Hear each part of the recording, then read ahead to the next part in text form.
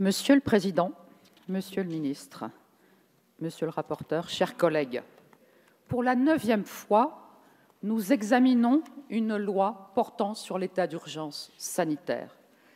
La situation en Outre-mer est alarmante.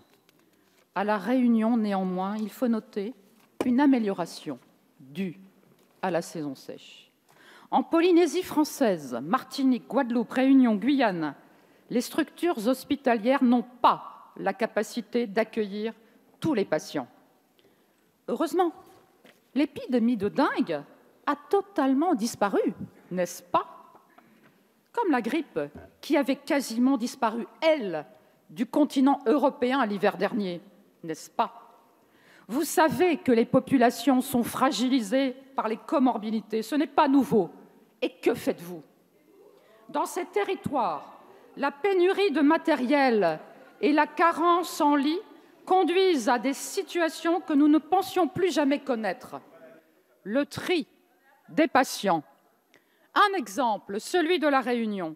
Si la régulation au 15 était plus performante, s'il n'y avait pas 30 minutes d'attente, s'il y avait encore les 2 SMUR à Saint-Denis et au moins 1 à Saint-Joseph, il y aurait moins de tri à faire. Autre exemple, pourquoi attendre une saturation des hôpitaux pour entendre enfin l'appel des pompiers guadeloupéens interpellant sur le manque d'équipement? Arguant l'urgence, arguant le caractère vital, vous revenez une fois de trop pour imposer un régime d'exception.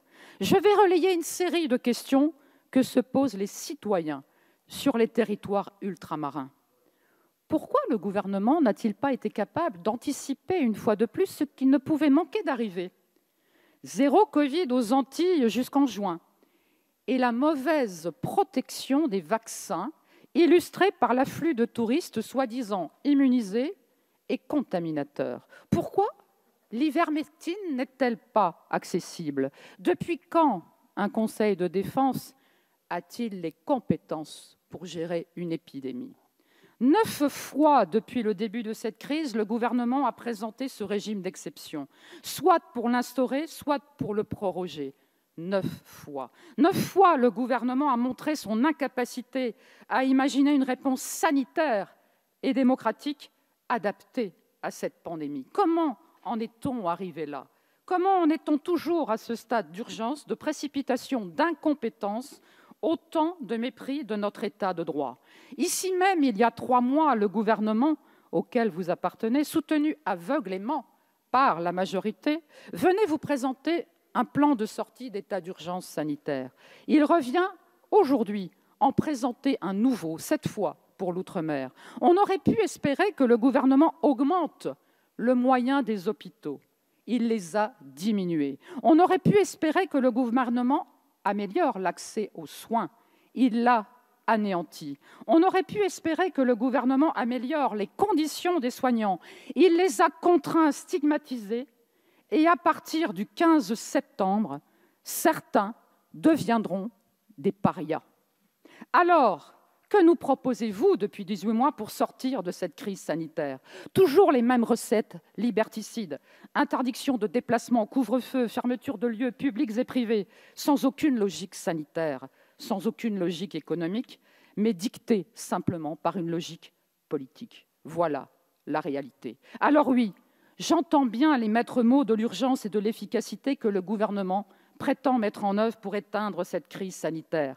Mais n'est-ce pas cette gouvernance centralisée et inadaptée par rapport au territoire qui nous conduit à être ici présents pour la 9e fois, Et je vous pose une autre question, mes chers collègues.